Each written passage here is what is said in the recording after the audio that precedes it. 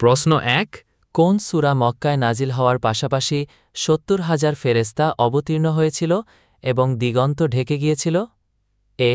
সূরা আল Anam, B. সূরা Yusuf, C. সূরা আল Araf, D. সূরা আল আনফাল।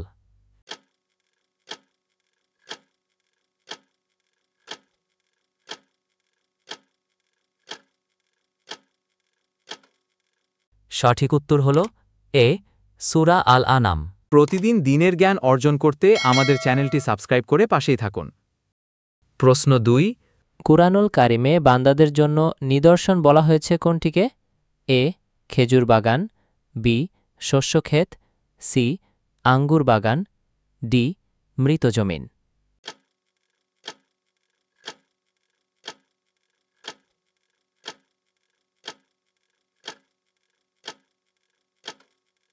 সঠিক উত্তর হল ডি. মৃত জমিন। প্রতিদিন দিনের জ্ঞান অর্জন করতে আমাদের চ্যানেলটি সাবস্ক্রাইব করে পাশেই থাকুন। প্রশ্ন ৩ সম্প্রতি চালু হওয়া বিশ্বের তৃতীয় ও আফ্রিকার বৃহত্তম জামে মসজিদ কোন দেশে অবস্থিত? A. Algeria, B. Morocco, C. Tunisia, D. Nigeria.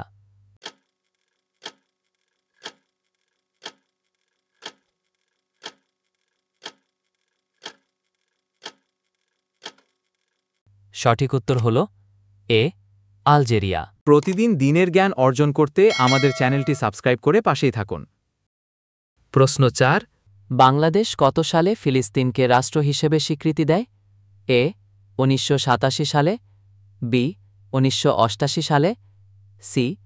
১৯৯৩ সালে, ডি. ১৯৯৬ সালে।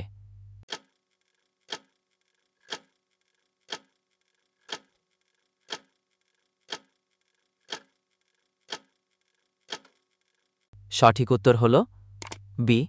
১৯৮৮ সালে। প্রতিদিন দিনের জ্ঞান অর্জন করতে আমাদের চ্যানেলটি সাবস্ক্রাইব করে পাশেই থাকুন।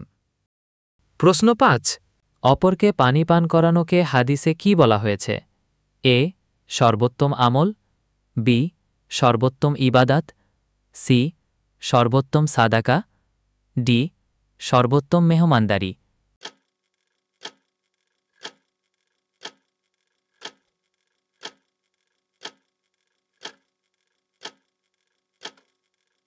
সঠিক উত্তর হল সর্বোত্তম সাদাকা।